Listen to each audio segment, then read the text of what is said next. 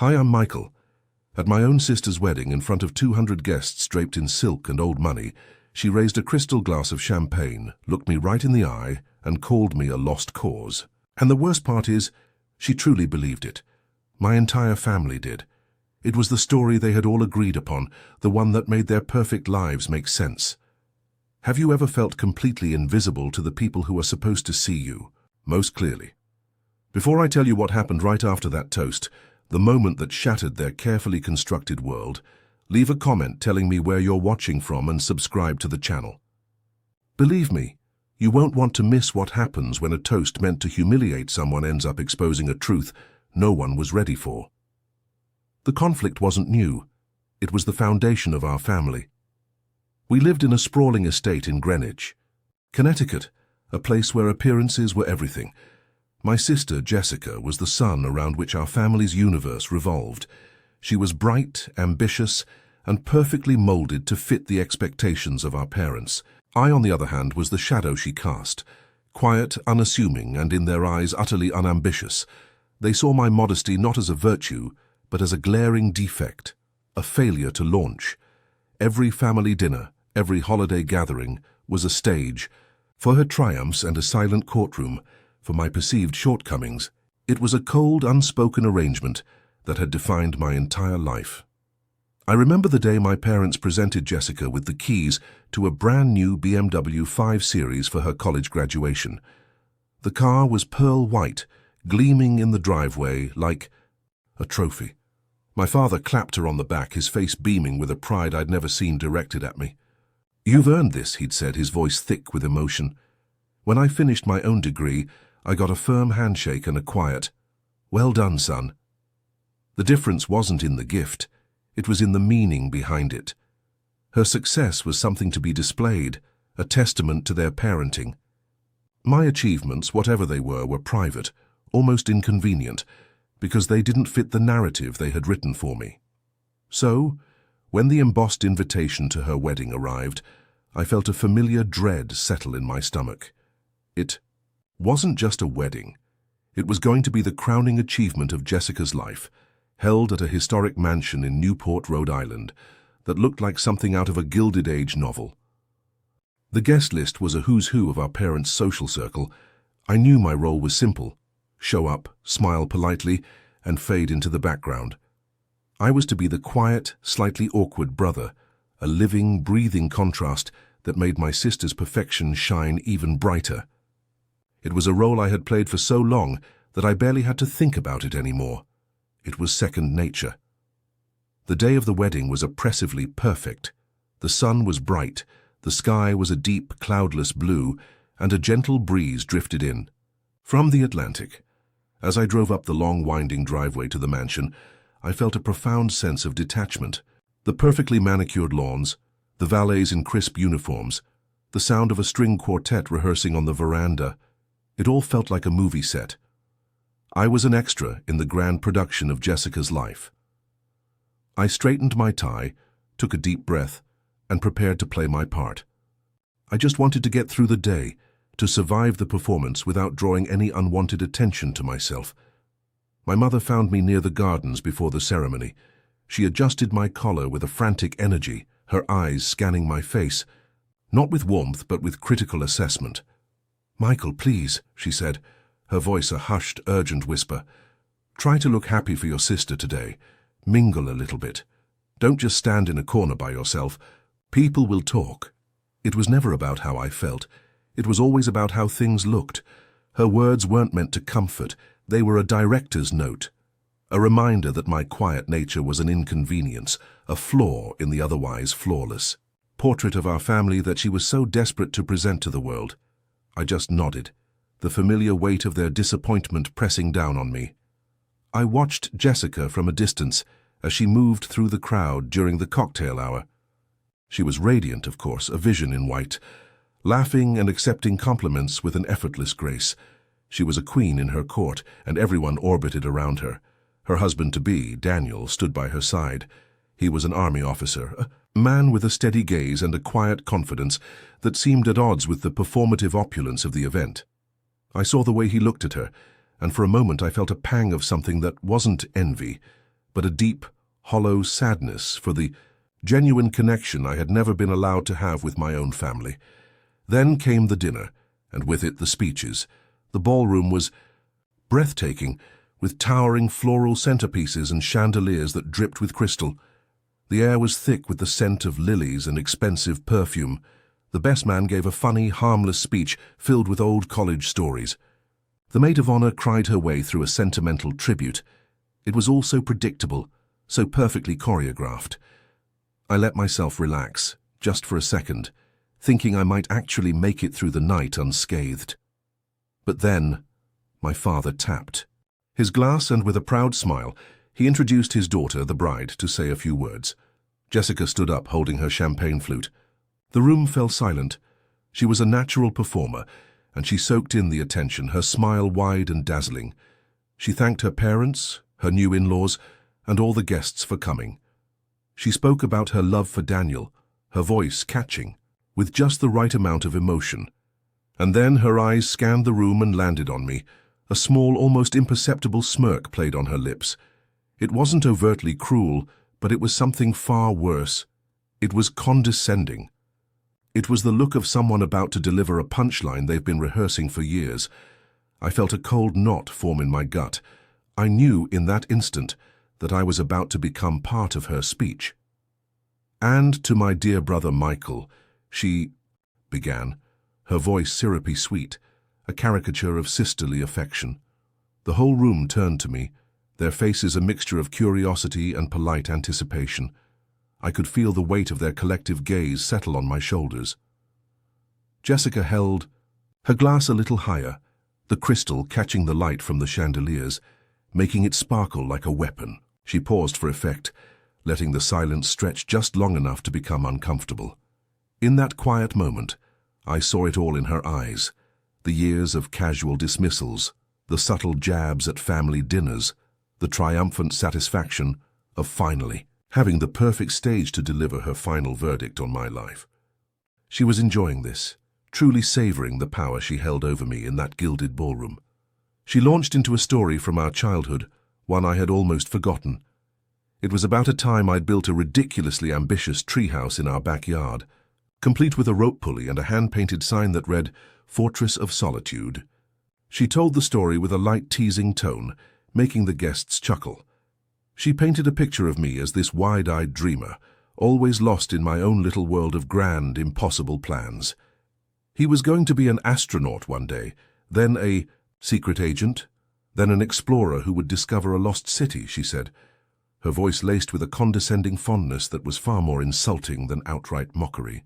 It was a clever performance, making my childhood ambitions sound not like a sign of imagination, but as proof of a lifelong inability to grasp reality.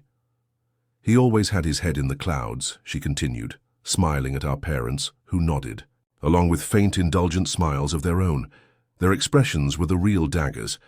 They were validating her narrative, co-signing the story that I was the family's resident failure, the charming but ultimately directionless son.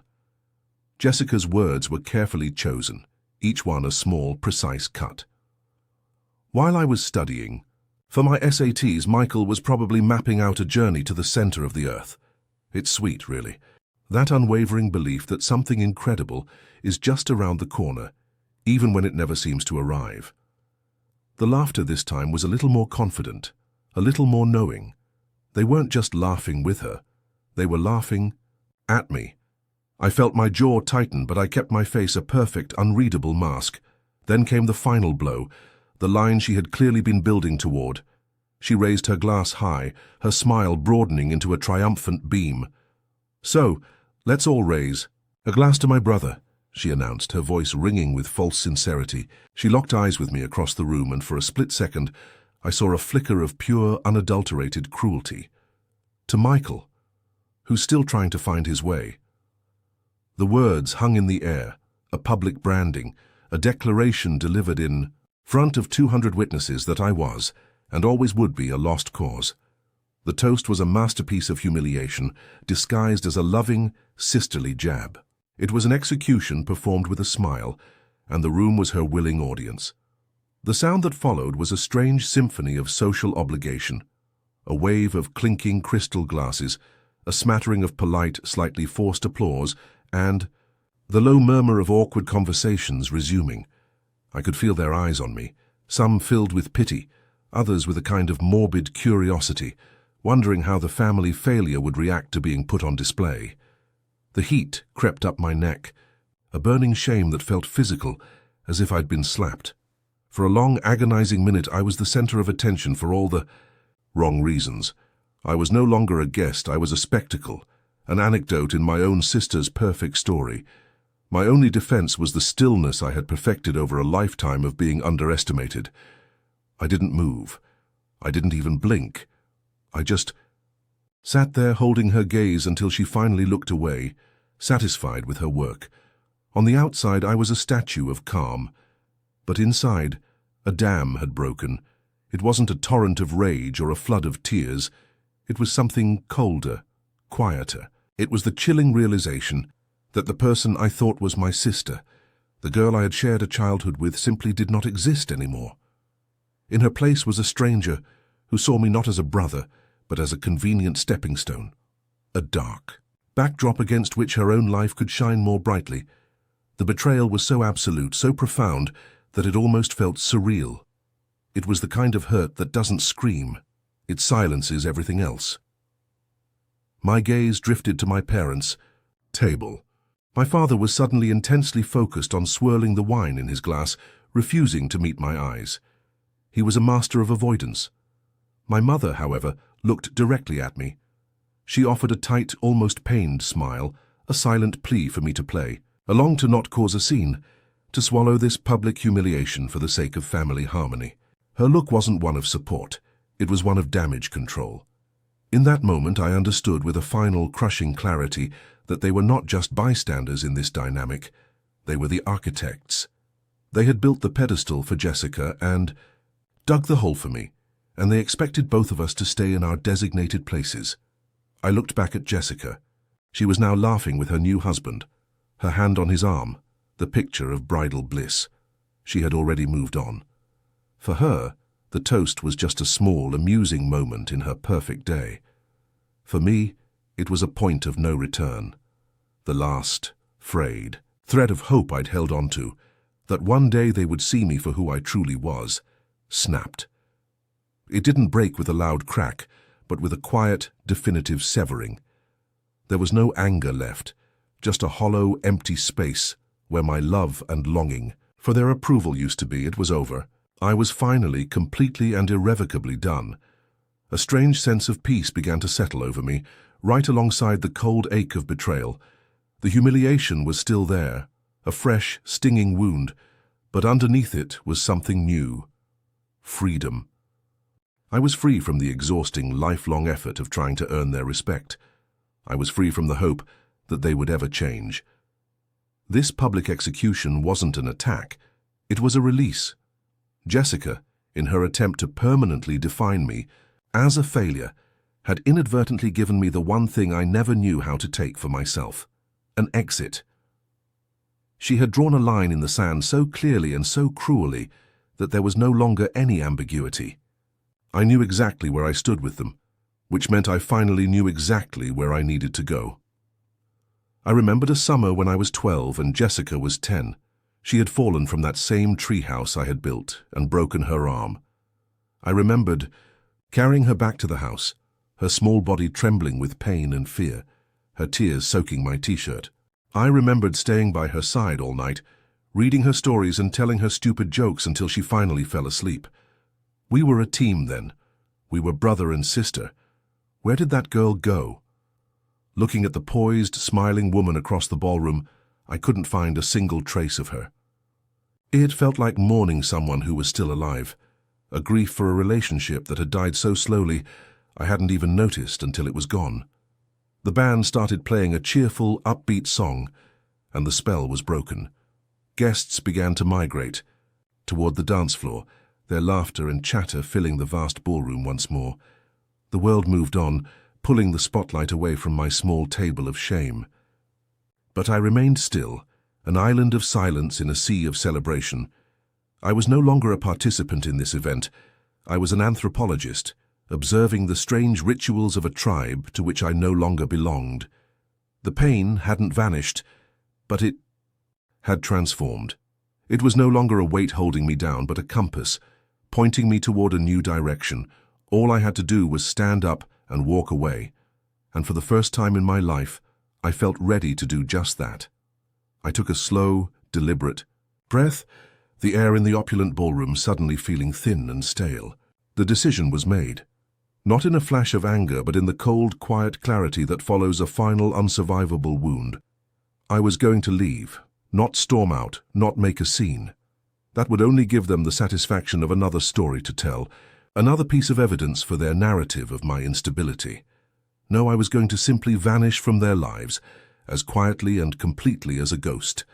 I would stand up, walk to the grand entryway, and step out into the night, leaving behind the suffocating weight of their expectations and the empty shell of a family I no longer recognized. It was a simple plan, clean and definitive.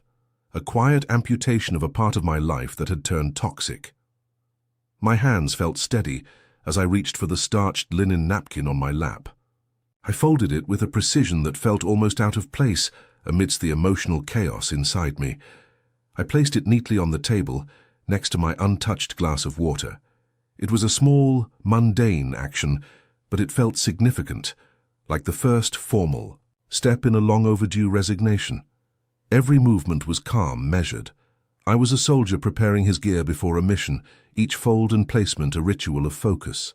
This was my declaration of independence, written not in words, but in the quiet dignity of my departure. I was severing ties, and this was the ceremonial cutting of the first rope. The performance was over. I was no longer playing the part of the disappointing son. I was just a man getting ready to leave a party where he was no longer welcome. Just as I was about to push my chair back from the table, a hand landed gently on my shoulder. I looked up to see Mr. Henderson, an old business associate of my father's, his face etched with a look of well-meaning pity. "Tough speech, kid," he murmured, his voice low. "Your sister has a unique sense of humor. Don't let it get to you. She'll always be the loud one. You'll be the steady one. It's just how families are." He gave my shoulder a clumsy pat, thinking he was offering comfort. But his words were just another version of the same old story. Jessica the star. Michael the reliable but unremarkable background player. He meant well, I suppose, but all I heard was another nail being hammered into the coffin of their perception of me. I just nodded, offering a faint, tight-lipped smile that I hoped would be enough to make him move on. My gaze drifted back toward the head table, where the celebration was in full swing. My parents were laughing at something the best man said, their faces animated and carefree. They had already forgotten. The public humiliation of their son was a fleeting, uncomfortable moment that had passed, a minor bit of turbulence in an otherwise perfect flight. And Jessica. She was leaning into Daniel, whispering something in his ear, a playful, triumphant smile on her face. She looked like a conqueror surveying her kingdom. For her, I was already ancient history, a small piece of collateral damage in the grand victory of her wedding day. Seeing them so completely at ease, so utterly unconcerned, didn't even hurt anymore. It just confirmed everything. It was the final piece of evidence I needed to close the case on my own heart. Then I saw something that broke through the predictable tableau. It was Daniel, my new brother-in-law. While everyone else at the head table was caught up in the revelry, he was still. He wasn't laughing. His gaze was fixed not on his bride but across the room in my general direction. There was no pity in his eyes, no amusement. It was an expression I recognized, one I had seen on the faces of men in very different, far more serious situations. It was a look of assessment, of calculation. He was observing, processing, and his stillness in the midst of the chaos was unnerving. It was the first time all night that someone had looked at me not as a caricature, but as a puzzle they were trying to solve. For a split second I wondered what he saw. A brief memory from earlier in the day surfaced. During the cocktail hour, Daniel had cornered me by the bar. He had been polite, direct. "Michael, Jessica doesn't talk much about what you do," he'd said, his handshake firm. "What's your line of work?" I gave him my standard, deliberately vague answer, the one I used to avoid the inevitable follow-up questions and the looks of confusion. "I have a government job," I'd said simply. "Lots of paperwork, not very exciting." He had just nodded, his gaze steady. "Government work can be important," was all he'd said before someone pulled him away. At the time, it felt like just another polite, forgettable conversation. But now, seeing the look on his face, I had a strange feeling that my simple, deflective answer had somehow become very important. Suddenly, Daniel excused himself from the table. He stood up, pulling his phone from the inside pocket of his tuxedo jacket. His back was partially turned to me, but I could see his thumb moving quickly across the screen. He was looking something up, his brow furrowed in concentration. The festive music from the band seemed to fade into the background. All my attention was focused on this one man, standing apart from the celebration. He stopped scrolling, his body going rigid. He stared at his phone for a long, silent moment. Then, very slowly, he lifted his head, and his eyes found me across the crowded room. The look of assessment was gone. In its place was something else entirely. A dawning, electrifying shock. It was a look of pure, unadulterated disbelief. He put the phone back in his pocket, his movements now precise and deliberate. He gave a quick, almost imperceptible nod, not to me, but to himself, as if confirming a fact he could barely comprehend. Then he started walking. He didn't go back to his bride. He didn't head for the bar or the dance floor. He began to cross the wide expanse of polished marble, his path straight and unwavering, aimed directly at my small, isolated table. With every step he took, the noise of the room seemed to dim further. It was like watching a scene unfold in slow motion. The guests parted for him, their conversations faltering as they watched the groom march with such intense purpose toward the bride's quiet, unassuming brother. The atmosphere in the room began to shift, the light celebratory. Mood was being replaced by a palpable rising tension. I saw Jessica notice him. Her radiant smile faltered, replaced by a flicker of confusion, then annoyance. She leaned over and said something to my mother, gesturing with her head in our direction. My mother turned, her eyes widening slightly as she saw Daniel approaching. My table.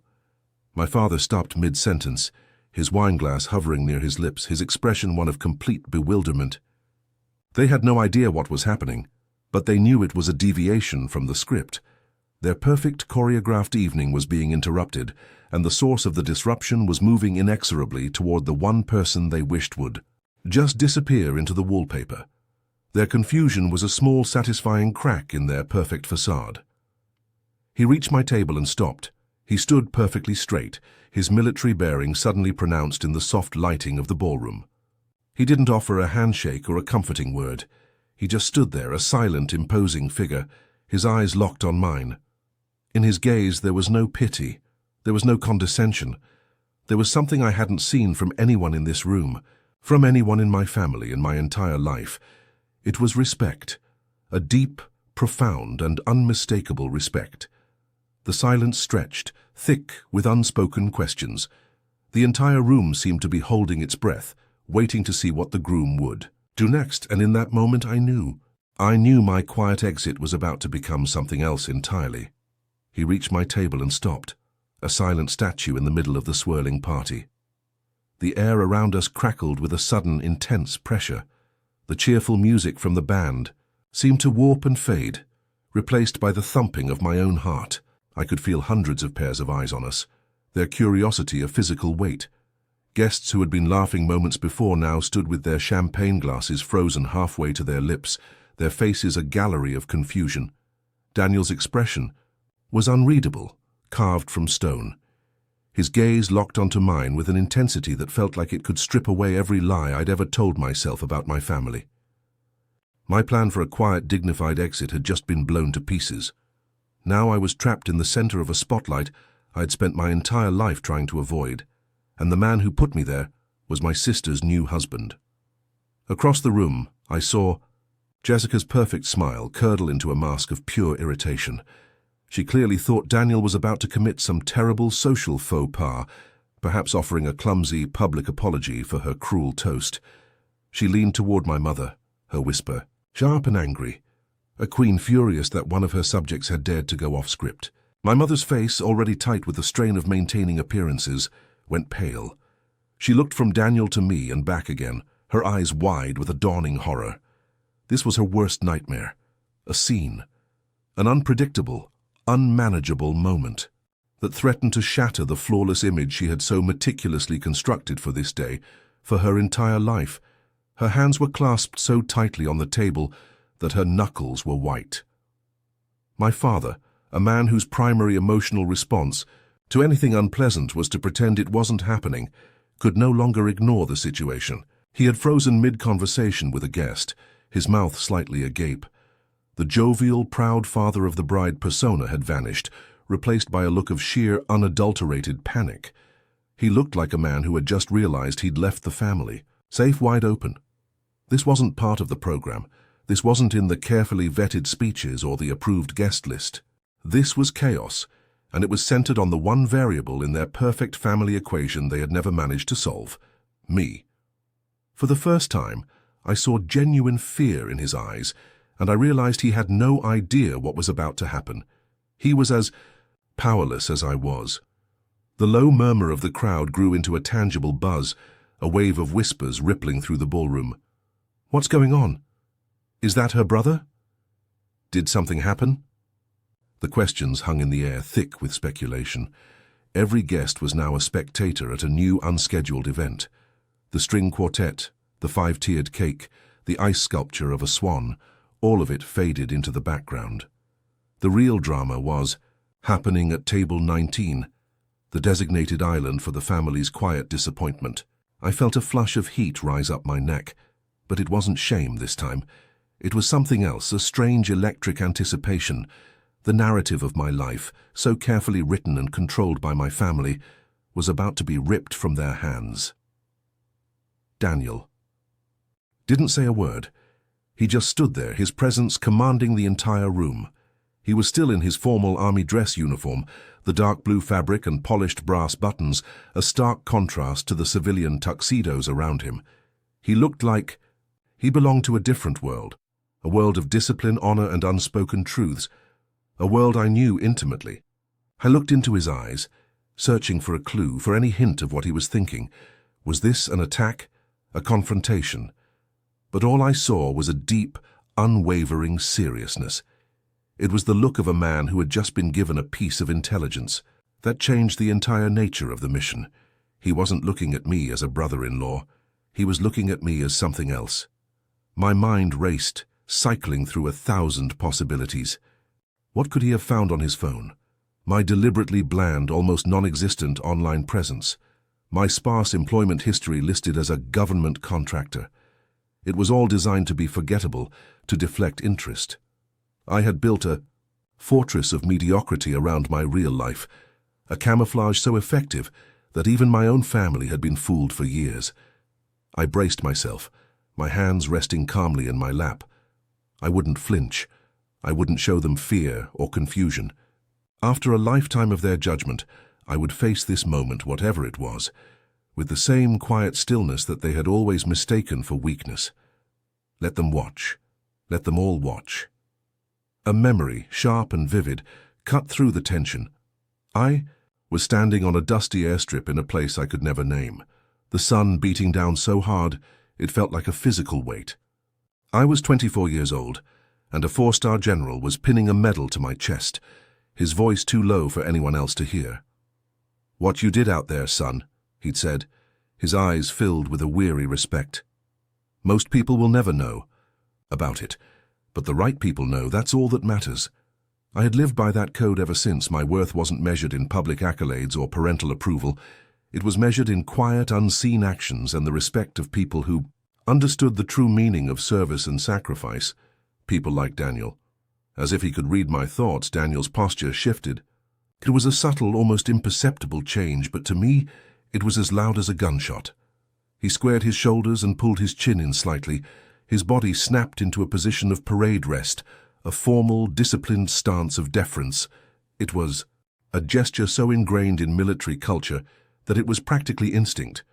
A civilian wouldn't have noticed. But I noticed, and in that single, silent movement, I understood everything. He didn't just find my name on his phone. He had found my file. The cold dread in my stomach was instantly replaced by a shocking, breathtaking clarity. He knew. Jessica must have seen the change in his posture too, because her annoyance finally morphed into genuine alarm. She pushed her chair back, a look of frantic confusion on her face as she started to rise. "Daniel, what are you doing?" Her voice was a sharp, panicked hiss that cut through the silence, but he didn't even glance in her direction. His entire focus, his entire being was locked on me. My mother reached out and grabbed Jessica's arm, pulling her back down, her face a mask of terror. She knew this was spiraling out of control, that her daughter's attempt to intervene would only make it worse. They were no longer the directors of this play. They were just horrified members of the audience, about to watch a final act they had never written. The silence in the ballroom was now absolute. The band had stopped playing. Every single person was standing still, their attention fixed on the two of us. It felt like the world had stopped turning, holding its breath for this one singular moment. Daniel stood before me, not as a groom, not as a new family member, but as a soldier. I met his gaze, and for the first time all night, for the first time in years, I felt seen, truly and completely seen for who I was, not for who they wanted me to be. He took a single sharp breath, and I prepared myself. The quiet life I had, so carefully constructed, was about to end, and a part of me, a part I had kept hidden for so long, felt nothing but relief. Then, in the suffocating silence of that grand ballroom, Daniel did something that made no sense. He stopped about 2 feet from my table, his body perfectly aligned with mine. He wasn't there to talk, to console, or to confront. He was there to perform a duty. His posture, which was already military straight, seemed to harden, to sharpen, as if he were drawing on years of training in an instant. His hands, which had been resting at his sides, clenched into loose fists. He took a single sharp breath, the kind a soldier takes before an inspection, and his eyes, locked on mine, held an unwavering seriousness. That was completely out of place among the champagne and silk. He was no longer a groom at a wedding. He was an officer on a parade ground, and he was about to follow an order that no one in that room had given him. The first sound to break the silence was the sharp, distinct click of his heels coming together. It wasn't a loud noise, but in the dead quiet of the room it echoed like a rifle shot. It was a sound of pure, unadulterated military protocol, a sound that meant something was about to happen, something formal and non-negotiable. I saw a flicker of confusion in the eyes of the guests closest to us, but for me it was a language I understood better than any words my family had ever spoken to me. It was the sound of respect, of hierarchy, of a world so far removed from this Gilded Age mansion that it might as well have been on another planet. My father flinched at the sound as if he'd been startled. My mother just stared, her face a blank canvas of incomprehension. Then his right hand moved. It was a blur of white glove and dark blue sleeve, a movement so fast, so precise that it seemed to cut through the heavy air. His arm snapped up, his hand perfectly flat, his fingertips touching the edge of his brow in a salute so crisp, so textbook perfect, it would have made a drill sergeant weep. He held it there, his body rigid as a statue, his gaze fixed on me. It wasn't a gesture, it was a declaration. In that one silent action in front of 200 of my family's closest friends and associates, Daniel had just acknowledged a chain of command that no one else in that room even knew existed. The entire world seemed to shrink down to the space between his hand and my eyes. And then he spoke. His voice wasn't a shout, but it was clear, firm, and carried across the silent room with the authority of a field command. Every syllable was precise, every word deliberate. "General," he said, the title landing in the opulent ballroom like a grenade. "An honor to be at your service." The words hung in the air, simple, direct, and utterly devastating. The word general echoed, bouncing off the crystal chandeliers and the horrified faces of my family. It was so absurd, so impossible in the context of their narrative about me, that for a split second it didn't even register. It was a glitch in their reality, a line of code from a program they didn't know was running. I watched the color drain from Jessica's face. Her jaw went slack, her eyes wide with a disbelief so profound it looked like physical pain. The Aigisi, triumphant smirk she'd worn just moments before was gone, replaced by a mask of utter, uncomprehending shock. The word general seemed to have short-circuited her brain. She looked from her new husband standing at rigid attention to me, the quiet, unambitious brother she had just publicly branded a failure. The two images wouldn't connect. Her carefully constructed world, with her at the glorious center and me in the pathetic margins, was crumbling into dust around her, and she was utterly powerless to stop it. She looked like she had seen a ghost. My parents' reaction was a slow-motion car crash. My father's hand, still holding his wine glass, began to tremble. His face, which had been a mask of confusion, was now contorting with a dawning, horrified realization. He looked at me, truly looked at me, as if for the very first time he wasn't seeing the quiet son who fixed his computer and never asked for anything. He was seeing a stranger, a man of immense authority and a life lived in complete secret. My mother simply closed her eyes, a single silent tear tracing a path through her perfect makeup. It wasn't a tear of pride, it was a tear of absolute, soul-crushing shame. The portrait of her perfect family had just been ripped to shreds, in front of everyone she had ever wanted to impress. A wave of whispers erupted across the room, a sound like fire catching on dry grass. "General? What did he say? Is he talking to Michael?" Heads turned, eyes widened. The pity and condescension that had been directed at me moments before were replaced by a potent cocktail of awe, confusion, and a sudden, palpable fear. I was no longer the family joke. I was a mystery, a black hole of information that had just upended the social order of the entire event. The power in the room had shifted so completely, so seismically, that the very air felt different. I was no longer the subject of their pity. I was the object of their stunned, fascinated speculation. I held Daniel's gaze for a long moment. I didn't smile, I didn't gloat. My victory wasn't in their shock or their shame. My victory was in the quiet truth, a truth that had finally been spoken, not by me but for me. The need for their approval, the ache of their disappointment, it all just evaporated, leaving behind a clean, quiet peace. I gave him the slightest of nods, a gesture so small that most people probably missed it. It was a nod of acknowledgement, of dismissal, and of a shared understanding that transcended family. It said, "As you were, soldier." He held the salute for another second, then crisply dropped his hand to his side, his duty done. Then I stood up. My movements were slow, deliberate, unhurried. I pushed my chair back, the sound scraping softly on the marble floor. I didn't look at Jessica. I didn't look at my parents. They no longer existed in my world. Their opinions, their judgments, their entire narrative had been rendered irrelevant. I had my exit, the one Jessica had so graciously provided.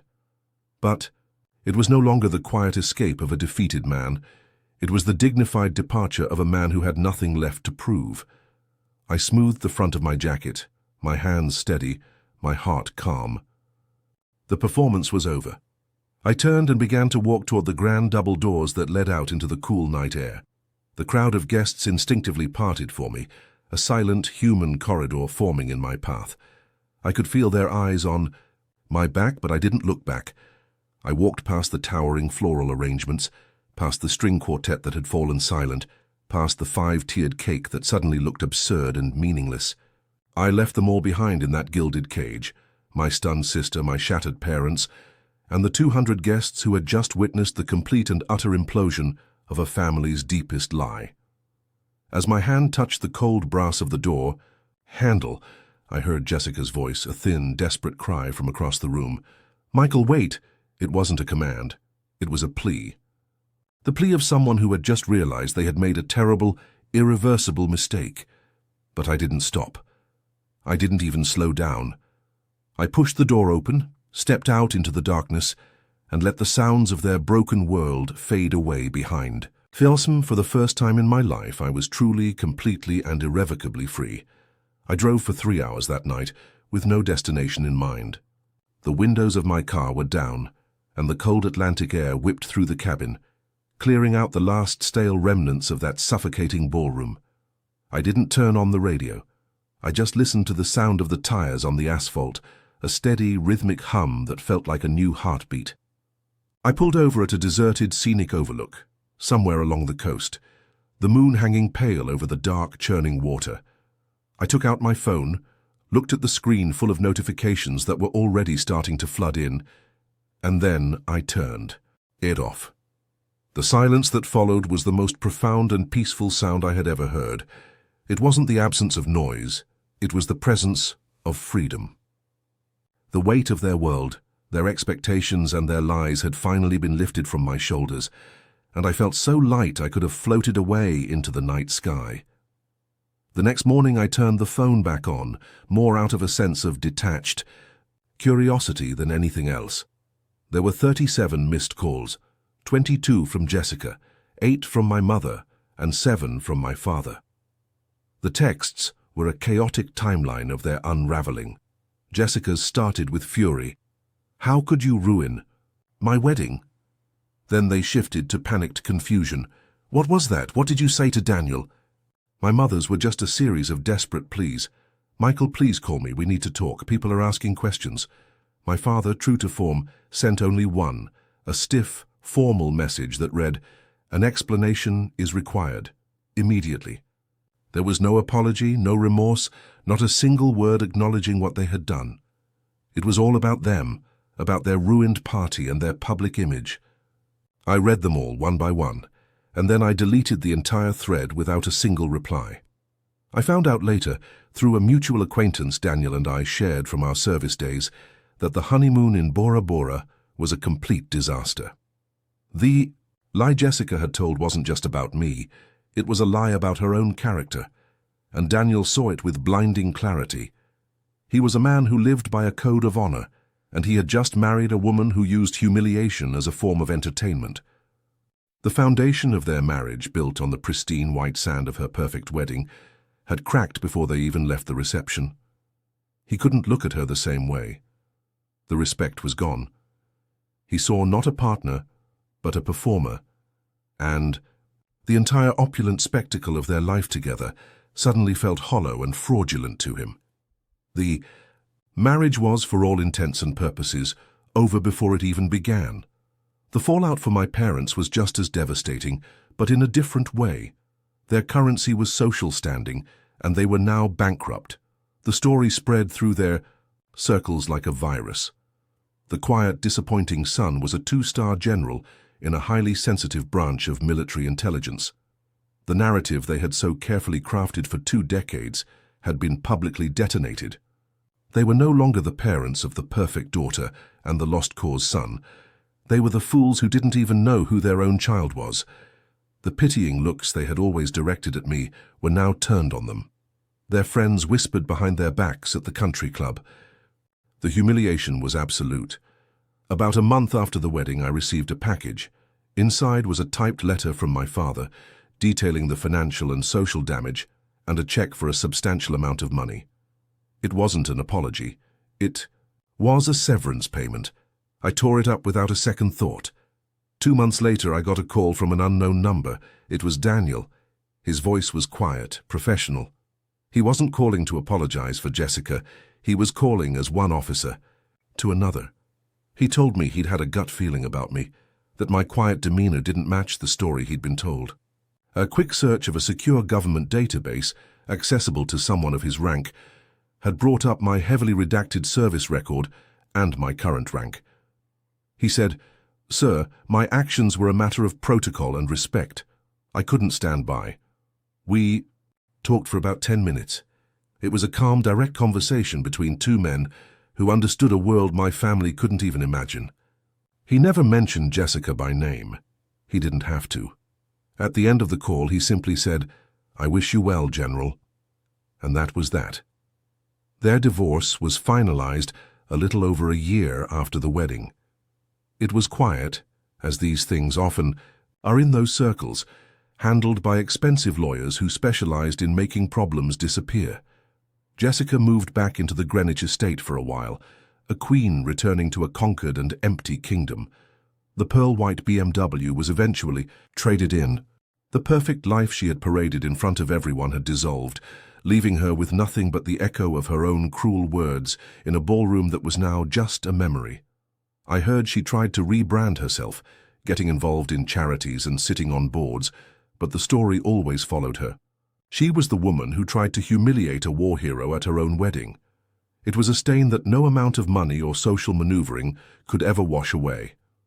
As for me, I requested a transfer. I was reassigned to a new post overseas, a world away. From the manicured lawns and quiet hypocrisies of Greenwich, I threw myself into my work, into a life that had meaning and purpose, surrounded by people who judged me not on my family name or my bank account, but on my actions and my integrity. I built a new family, one forged in shared hardship and mutual respect. I met someone, a woman who worked in the State Department, who saw me for exactly who I was from the very beginning. My past was a story, I told her once, and she listened. With a quiet understanding, then never felt the need to bring it up again. My life moved forward, defined not by the family I had left behind, but by the one I was building. Years went by. The sprawling estate in Greenwich was eventually sold. My parents downsized, moving to a condo in Florida, retreating from the social world that had turned on them. I never spoke to them again. There were a few half-hearted attempts at contact through lawyers and distant relatives, but I never responded. There was nothing left to say. Forgiveness wasn't the issue, relevance was. They had become irrelevant to my life, ghosts from a past that no longer had any power over me. Their story had ended, while mine was still being written, chapter by chapter, in places they would never see and with people they would never know. The silence I gave them was not a punishment, it was simply a consequence. It was the sound of a door that had been closed for good. Sometimes late at night, when I'm reviewing a difficult briefing or planning a complex operation, the image of that ballroom comes back to me. I don't see my sister's face or my parents' shock. I see Daniel standing ramrod straight, his hand raised in a crisp salute. It was never about revenge, it was never about exposing them. It was about one single solitary moment of truth in a lifetime of lies. That salute wasn't for them to see, it was for me to feel. It was the moment the world finally righted itself on its axis. It was the end of my life as their son and the first day of my life as myself. And for that, I will always be grateful. If you know someone who needs to hear this message of self-confidence, please share this video with them. Don't forget to subscribe for more stories about finding your own path, even when it's not what others expect. Thank you for listening. So, what's the lesson in all of this? For years, I believed my value was something that had to be granted to me by my family. I was waiting for a certificate of approval that was never going to be issued. The most important thing I learned is that you cannot outsource your self-worth. You can't place the keys to your own dignity in the hands of people who are committed to seeing you as small. Their opinion of you is a reflection of their own limitations, their own narrative, not a true measure of who you are. The moment you stop seeking their validation is the moment you start to find your own power. You have to be the sole authority on your own value, and that's a truth no one can take from you, no matter how loud their criticism or how deafening their silence. My family always confused my quiet nature with a lack of strength.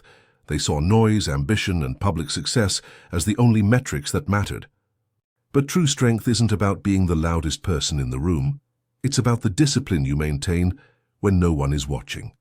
It's about the integrity you hold on to when it would be easier to compromise.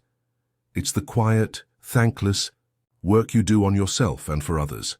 That's where character is built. Don't ever let someone mistake your stillness for weakness. Still water runs deep, and the strength forged in silence is often the most unbreakable. It doesn't need applause to exist.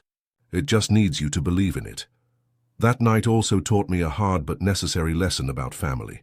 We're taught that blood is the most important bond, but that's not always true.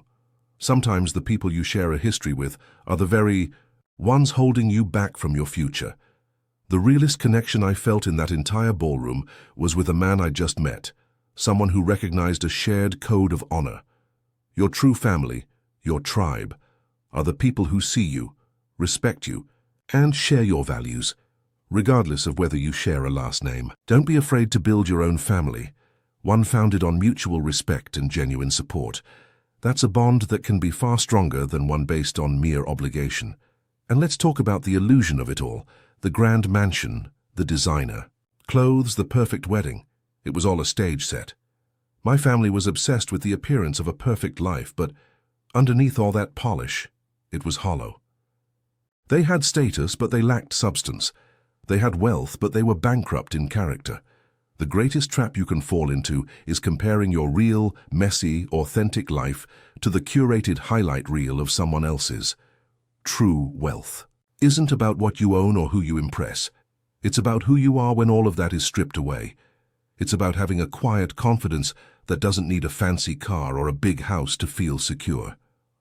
The real turning point for me wasn't the salute.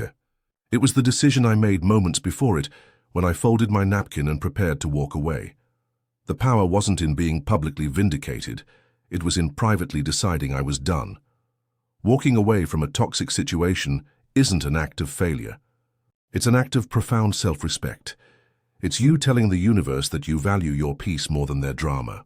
Sometimes the bravest thing you can do is to stop fighting a battle that can't be won, and to simply, quietly, and with your head held high, choose to leave the battlefield altogether. Your departure is not their victory, it's your liberation. I fell.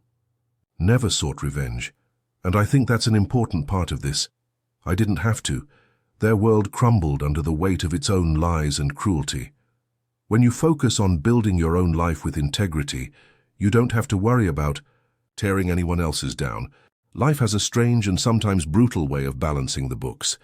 The consequences they faced were a direct result of their own actions. The lesson here is to let go of the desire for payback. Invest that energy into your own growth, your own happiness. Live your truth so completely and so authentically that their world simply becomes irrelevant. That is the most powerful and peaceful form of justice there is. Ultimately, your story is yours to write. Don't let anyone else hold the pen. Don't let their definitions confine you or their expectations shrink you. Your worth is inherent, and it's not up for debate. Live a life that is true to your own code. Find the people who honor that, and have the courage to walk away from anyone who doesn't. Your path may be quiet, it may be misunderstood, but it is yours. Own it completely. If you know someone who needs to hear this message of self-confidence, please share this with them. Don't forget to subscribe for more stories about finding your own path, even when it's not what others expect. Thank you for listening.